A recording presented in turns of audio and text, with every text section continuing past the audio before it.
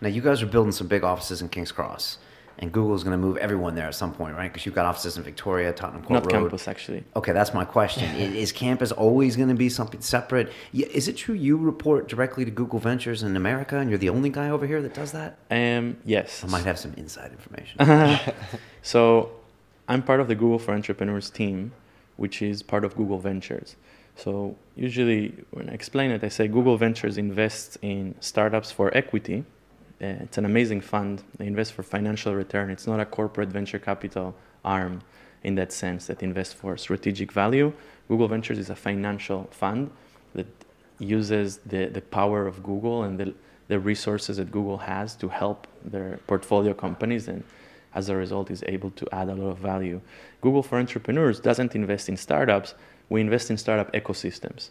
And we do it through partnerships in some cases and in owned and operated projects in some cases. So Campus London is our European headquarters, and it's probably the biggest manifestation of what Google for Entrepreneurs can do or does. And we also have a campus in Tel Aviv. We have partner spaces in Europe, in Paris and in Berlin. So in Paris, we partnered with Numa, which is a new sort of center for entrepreneurs in Silicon Sentier, which is this kind of like their version of Silicon Roundabout. It's a 7-story building filled with startups. Actually, there's a 6.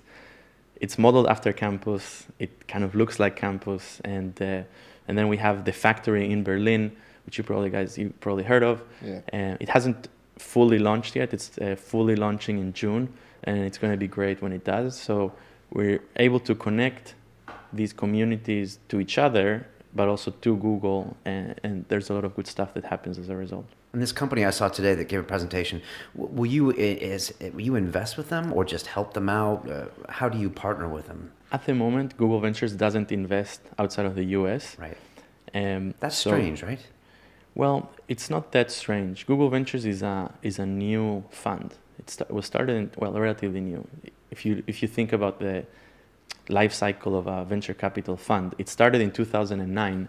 It takes you like 3 or 4 years to show results, and I think it's now in a stage where like they built a team of about 60 people, and they make something like 300 million a year of investments. Right. It's about 1.5 billion total. 1.5 billion total. They add a minimum of 300 million a year. The investments go from anything from like 100,000 to like 250 million that they invested in Uber. So I think that the model is now in a stage where it's being proven, but until now, Google Ventures hasn't invested in companies outside of the US. And there's also a level of maturity as well. Like the Silicon Roundabout or Tech City is not where it used to be 2 years ago. So it was also very different back then, right? It wasn't as attractive maybe. But I think that more and more, the news about what's going on here and in London and also in the rest of Europe is starting to make its way to the US. And people are starting to notice...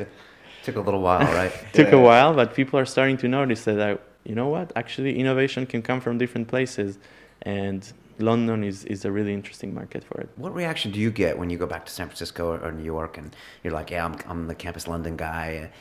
Has it changed in the last 2 years? Before I moved to London, I used to live in San Francisco, and before I moved to San Francisco, I used to live in New York. So I don't quite look at it as a foreigner, because I know what they're thinking. In New York, when I was living there, if you weren't in finance, you were a second-class citizen. I used to work for a startup. That's harsh, but okay. I used to work in finance. Harsh, but in true, New York. yeah. But yeah. So you were a first-class citizen. I used to work in a startup in New York that did financial services, but I was a product manager. And I think that now it's very different. And San Francisco, has the highest density, or the Bay Area has the highest density of tech startups anywhere in the world. So I think that when you go back now, it's a little bit like, if you go to San Francisco, they look a little bit like you're from New York, like, like less developed startup ecosystem, but, maybe something interesting. Last time that I went to the Bay Area, I spoke at Stanford, and I gave a talk about the London startup ecosystem. So I think the more we communicate, the wins, the more we communicate the things that make London special, like the density of network that we are able to achieve here now, the areas of specialty, and some of the key benefits. I think that the UK, for example, is one of the most progressive countries in the world when it comes to like angel investment, tax breaks, and policies.